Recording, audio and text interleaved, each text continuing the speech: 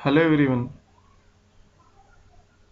Drug store and business management का एक topic advertisement जो आता है सेल प्रमोशन में। इससे पहले हम लोगों ने सेल प्रमोशन, सेल्समैनशिप और क्वालिटी ऑफ सेल्समैन हमने इससे पहले डिस्कस कर लिया है। आज हम डिस्कस करेंगे एडवर्टीजमेंट। मैं हूं सलाउद्दीन। हम आगे बढ़ते हैं एडवर्टीजमेंट के बारे में कि एडवर्टीजमेंट होता क्या है। Meaning of advertisement: advertising is a message designed to promote a product, a service, or an idea. The purpose of advertising is to sell product or services. Advertisement एक ऐसा मैसेज है जिसके थ्रू प्रोडक्ट को promote करना, service को और ideas को लोगों तक बताना।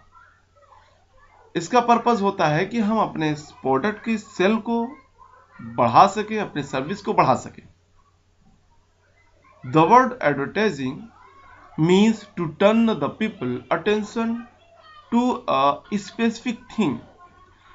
एडवर्टाइजिंग की अगर मीन्स की बात करें, मीनिंग की बात करें, इसकी मीनिंग होती है कि लोगों को अपने प्रोडक्ट की तरफ अट्रैक्ट करना, आकर्षित करना। Advertising is an art used to familiarize public with the product by informing of its description, uses, its superiority over the brand, sources of its availability and price. Advertisement एक art है जिसके through public को product और उसकी information के through product को फेमलाइज कराया जाता है और उनको ये बताया जाता है कि ये अदर ब्रांड से कैसे सुपीरियर है, और ये भी बताया जाता है कि सोर्स और ऑफ अवेलेबिलिटी और प्राइस क्या है। यानी एडवर्टीजमेंट के थ्रू प्रोडक्ट की सारी डिटेल कस्टमर तक पहुंचाई जाती है और कस्टमर को ये बताया जाता है कि इसके एडवांटेज क्या है, इसके सोर्स ऑफ अवेलेबिलिटी क्या है। हम आगे अगर बढ़े तो ऑब्जेक्टिव की अगर बात करें तो इंट्रोडक्शन प्रोडक्ट, यानी प्रोडक्ट का इंट्रोड्यूस कराना, प्रोडक्ट के बारे में लोगों को बताना, न्यू प्रोडक्ट के बारे में पब्लिक को जानकारी देना। दूसरा क्या था? इंट्रोड्यूस ब्रांड, कंपनी या ब्रांड के बारे में पब्लिक को बताना। अवेयरनेस क्रिएशन, अवेयरनेस क्रिएट करना। एक्वायरिंग कस्टमर्स और ब्रांड स्विचिंग, कस्टमर को स्विच करना, कस्टमर को अट्रैक्ट करना, अपनी तरफ खींचना। डिफरेंशिएशन एंड वैल्यू क्रिएशन, लोगों को ये बताना कि हमारी कंपनी, हमारा ब्रांड, हमारा प्रोडक्ट दूसरे से कैसे सुपेरियर है। ब्रांड बिल्डिंग, एक ब्रांड को बड़ा ब्रांड बनाना।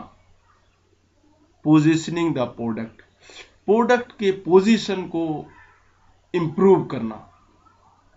इंक्रीज सेल, प्रोडक्ट की सेल को इंक्रीज करना, बढ़ाना।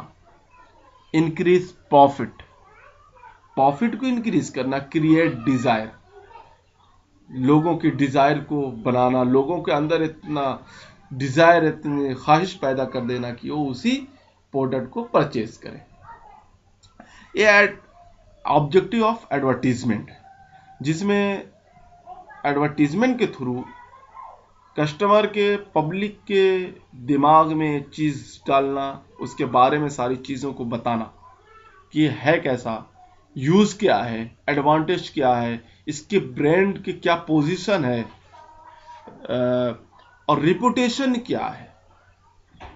फिर सेल का इंक्रीज प्रॉफिट।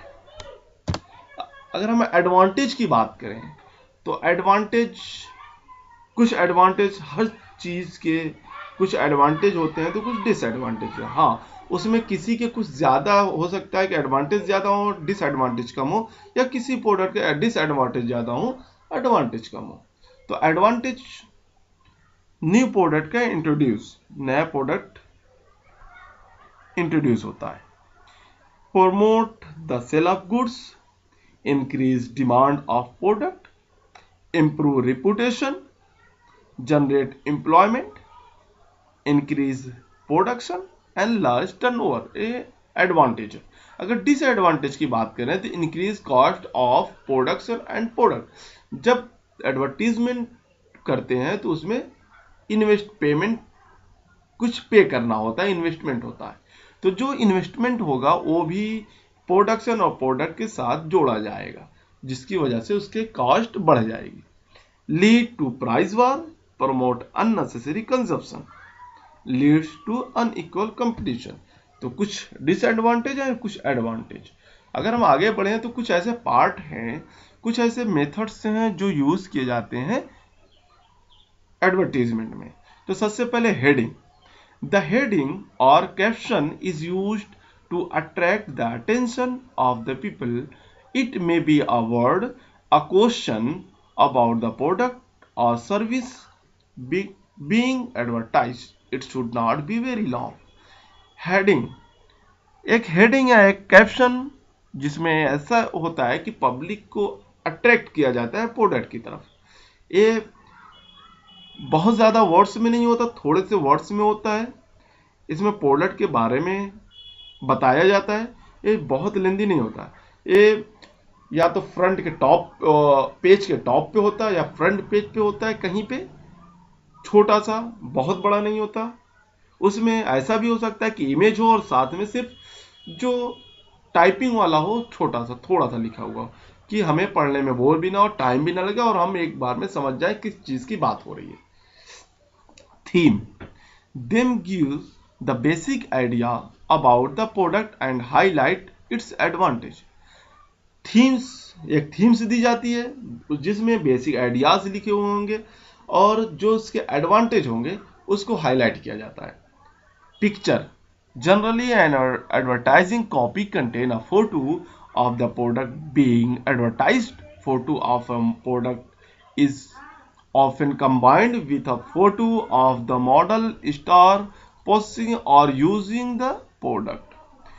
यानी जनरली एडवर्टाइजिंग क्या होता है कि उस कॉपी पे एक फोटो कंटेन होता है प्रोडक्ट का और उस प्रोडक्ट के साथ मॉडल जो इसको यूज करते हैं, स्टार जो इसको यूज करते हैं, उसके साथ में एक फोटो कंबाइन होती है जो उसको एडवर्टाइज करते हैं।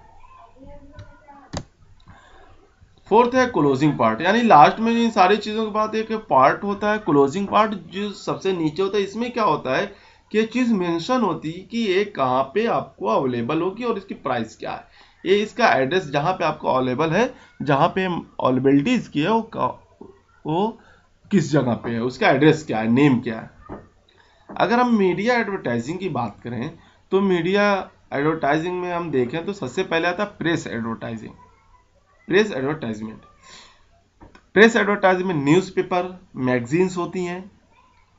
Literature advertisement, letter, circular, catalogue and leaflet, pamphlet, सारी चीजें होती हैं जो चौराहे पे, कॉर्नर पे, पब्लिक प्लेस पे डिस्ट्रीब्यूट करते हैं लोग।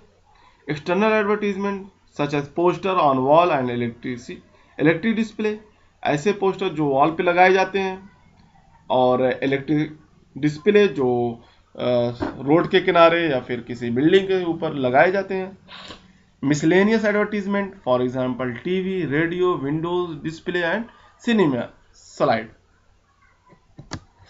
अगर हम बात करें फार्मास्यूटिकल प्रोडक्ट के एडवर्टीजमेंट की तो कुछ मेथड्स फार्मास्यूटिकल कंपनियां यूज करती हैं, वो है direct mailing, newspaper, professional magazine and journals, television, radio and other audio visual media, personal contact और detailing, outdoor advertisement, miscellaneous method. अगर हम डायरेक्ट मेलिंग की बात करें तो फार्मास्यूटिकल कंपनियां क्या काम करती हैं कि अपने MR, मेडिकल रिप्रेजेंटेटिव या फिर उनके होलसेलर हैं, उनके थ्रू मेडिकल प्रैक्टिशनर, केमिस्ट और डेगिस्ट का नंबर मेल अपने पास रखती हैं, या फिर ये जो डायगिस्ट होते हैं, केमिस्ट होते हैं, प्रैक्टिशनर होते हैं, ये भी अपने पास रखते हैं। तो जो कंपनी लीफलेट, लेटर या फिर फोल्डर, कैटलॉग वगैरह बनाती है उसको ये डायरेक्टली रेगुलर सेंड करते रहते हैं person to person by mail. तो उसमें सारी इंफॉर्मेशन होती है जो पर्सन तक पहुंच जाती है कि ये प्रोडक्ट, नया प्रोडक्ट लॉन्च हुआ है और उसमें क्या क्या